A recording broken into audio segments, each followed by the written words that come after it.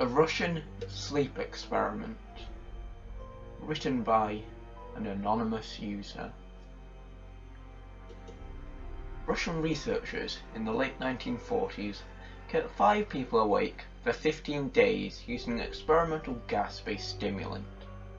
They were kept in a sealed environment to carefully monitor their oxygen intake so the gas didn't kill them, since it was toxic in high concentrations.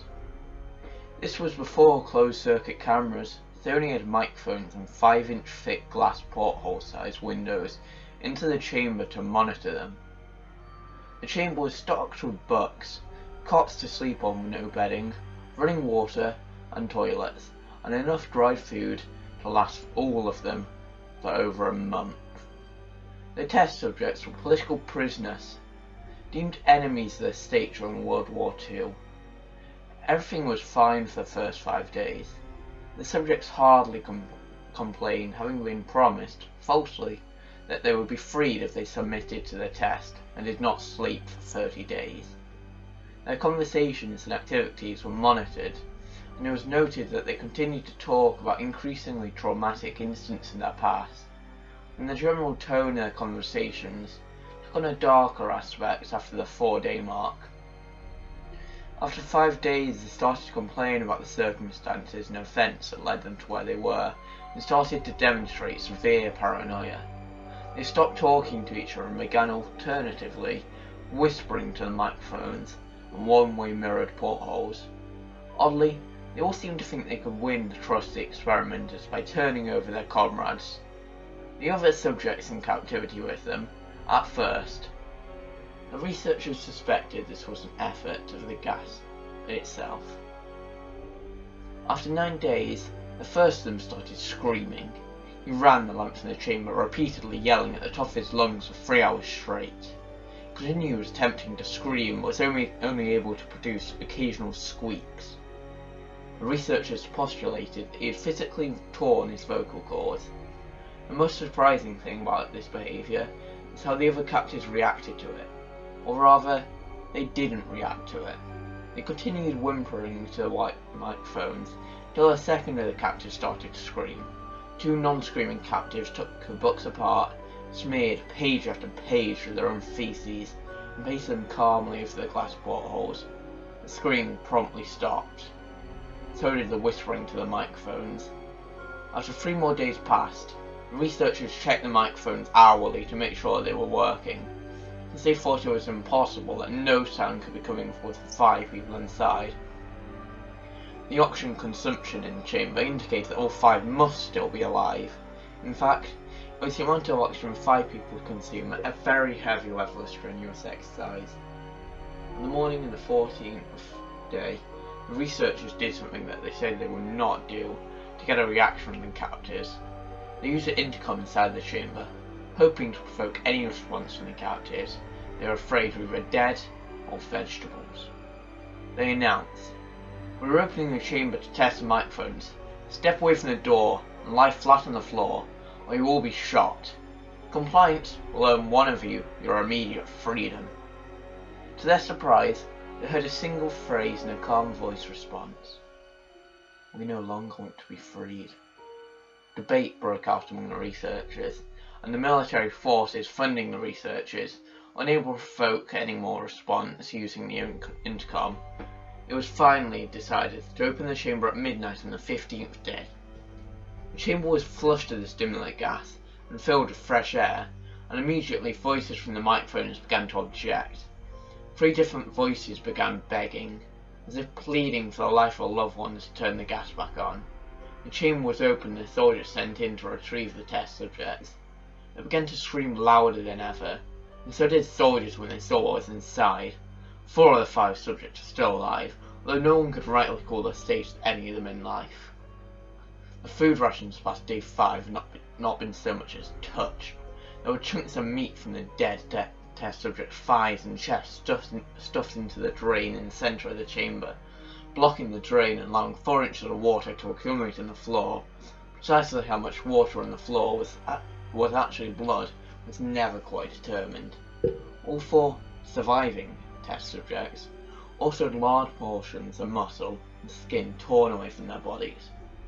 The destruction of flesh and exposed bone on the fingertips indicated that the wounds were inflicted by hand, not with teeth as the researchers initially thought. Closer examination of the position and angles of the wounds indicated that most, if not all of them, were self-inflicted. The abdominal organs below the ribcage, all 4 test subjects have been removed, while the heart, lungs and diaphragm remained in place. The skin and most of the muscles attached to the ribs had been ripped off, exposing the lungs for the ribcage. All the blood vessels and organs remained intact.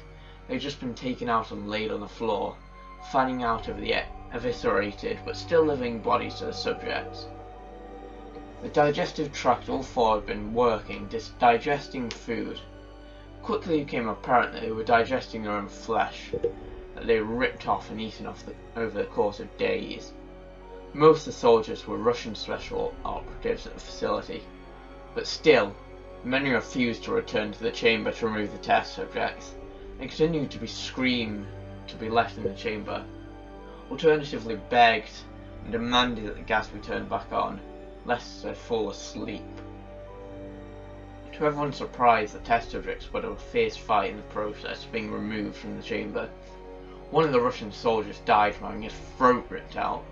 Another was gravely injured by having his testicles ripped off and an artery in his legs severed by one of the subject's teeth. Another 5 of the soldiers lost their lives, and you count one that committed suicide weeks following the incident. In the struggle, one of the 4 living subjects had his spleen ruptured, and he bled out almost immediately. The medical researchers attempted to sedate him, but this proved impossible. He was injected more than 10 times the human dose of morphine derivative, and still fought like a cornered animal, breaking the ribs and arm of one doctor. When hearts were seen to beat for a full minute after he bled out to the point where there was more air in his vascular system than blood. Even after it stopped, he continued to scream and flail for another 3 minutes, struggling to attack anyone in reach, and just repeating the word "more" over and over, weaker and weaker, until he finally fell silent. The surviving 3 test subjects were heavily restrained and moved into a medical facility. The 2 with intact vocal cords continually begging for the gas, demanding to be kept awake. The most injured of the 3 was taken to the only surgical operating room that the facility had.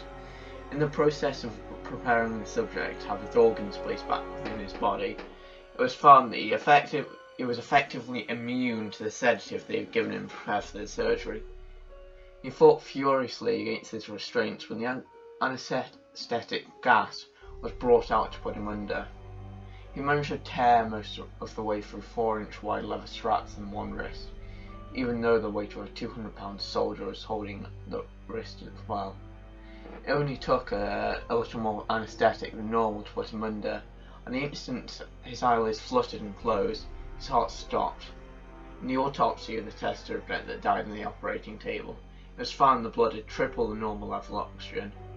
His muscles that were still attached to his skeleton were badly torn and broken 9 bones and struggled not to be subdued. Most of them were from the force his own muscles exerted on them. The second survivor had been the first of the group to start screaming. His vocal cords destroyed, he was unable to beg or object to surgery.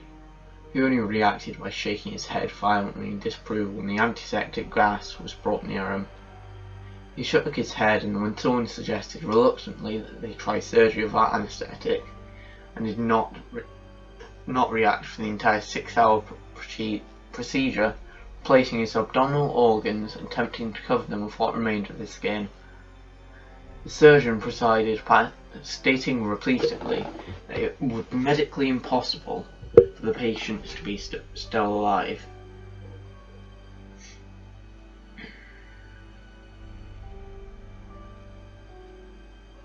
One terrified nurse assisting the surgery, that she had seen the patient's mouth curl into a smile several times whenever his eyes met hers.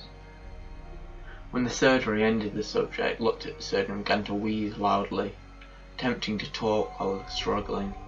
Assuming this must be some kind of drastic importance, the surgeon had a pen and pad paper fetched so the patient could write his message. It was simple: Keep cutting. The other two test subjects were given the same surgery, both were anaesthetic as well. Although they had to be injected with a paralytic for the duration of the operation, the surgeon found it impossible to perform the operation while the patients laughed continuously. Once paralysed, the subject could only follow the attending researchers with their eyes.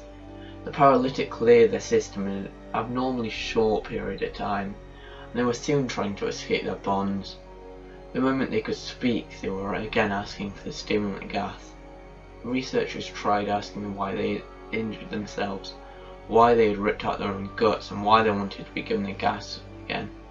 Only one response was given: "I must stay awake." All three subjects' restraints were reinforced and they were placed back into the chamber awaiting determination as to what should be done with them. The researchers, facing a wrath of the military benefactors, having failed the stated goals of their project, considered euthanizing the surviving subjects.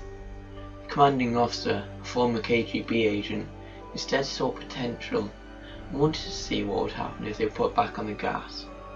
The researchers strongly objected, but were overruled.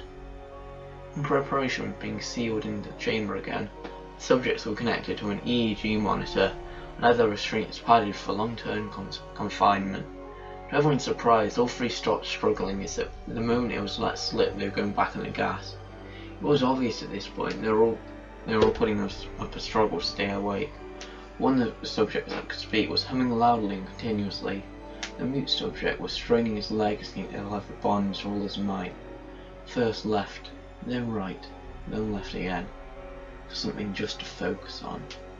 The remaining subject was holding his head off his pillow and blinking rapidly. Having been the first wired for ECG, most of the researchers were monitoring his brainwaves in surprise. They were normal most of the times, but sometimes flatlined inexplicably. It looked as if he were repeating suffering from brain damage before returning to normal.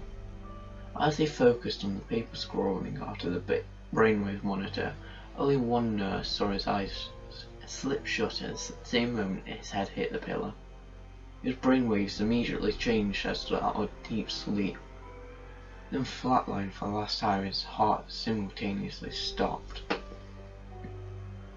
The only remaining subject that could speak started screaming to be sealed in now.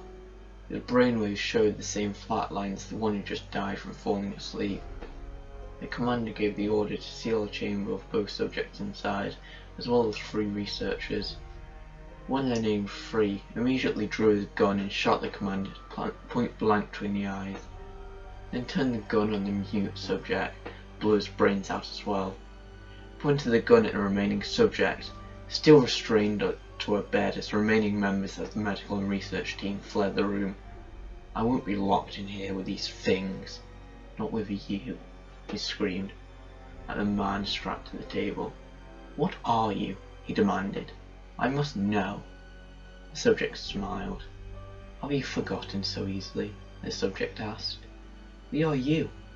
We are the madness that lurks within you all, begging to be free at every moment in your deepest animal mind. We are what you hide from in your beds every night. We are what you sedate into silence and paralysis when you go into the nocturnal haven where we cannot tread." The researcher paused, aiming at the subject's heart and fired. The EEG flatlined as the subject weakly choked out, "So nearly free."